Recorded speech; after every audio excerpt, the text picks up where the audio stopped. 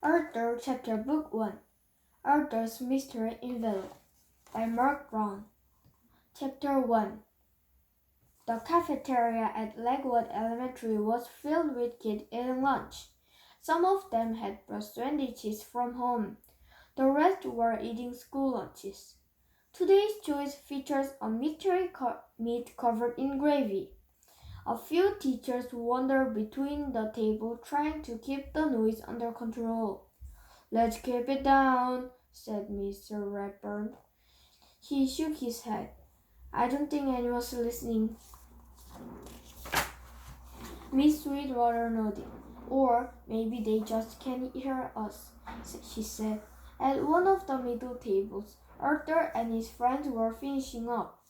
Arthur was poking at his food with a fork. "Even without the gravy," he said, we'll have no idea where this came from." "Ready for action, boys?" Francine asked. "Ready," said Arthur. He put aside his tray. "And waiting," said Buster. They started a game of milk hockey. Francine and Sue Ellen made one team. Arthur and Buster were the other. They used a crushed milk carton as a puck, hitting it back and forth the length of the table. Francine dodged left and flipped the carton past Arthur's hand. Buster tried to stop it, but the puck slid past him off the table. "Goal!" said Muffy. She was the official scorekeeper. Francine smiled. "That didn't take long," she said. Arthur flexed his hands. "We just take a little while to warm up." "All right," said Sue Ellen. "Let us know when you're nice and toasty." "Maybe we'll need a substitution," said Buster. He turned to Binky Burns. "Do you want a turn?" "No," said Binky, crushing another curtain with his fist. He just liked making pucks. "Attention, please!" Miss Tingley, the school secretary, was speaking over the loudspeaker.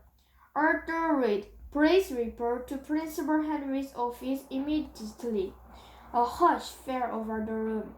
Everyone was staring at Arthur. Buster's mouth was wide open. Binky's hand had frozen in mid-crush. "Uh-oh," said Francine. "I say," said Muffy. Sue Ellen just shook her head. "You're in real trouble now, Arthur," said Buster.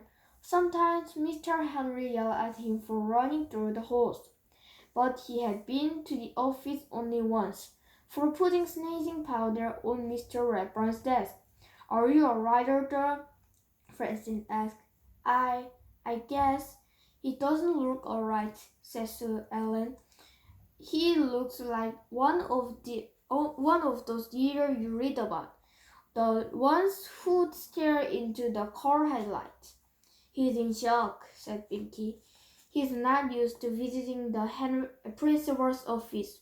I could get there blindfold, one hand tied behind my back." "What did you do, Arthur?" asked Francine. Arthur shook his head. "I don't know. I don't know. Nothing that I can think of." Binky snorted.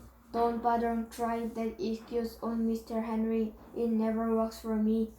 Arthur stood up. "Well, I guess I should go." "Nice knowing you, Arthur," said Francine. "Good luck," said Buster. "And if you're not planning to finish those potatoes," he pointed to Arthur's plate. Arthur slid over his tray. "Help yourself," she said. "I just lost my appetite."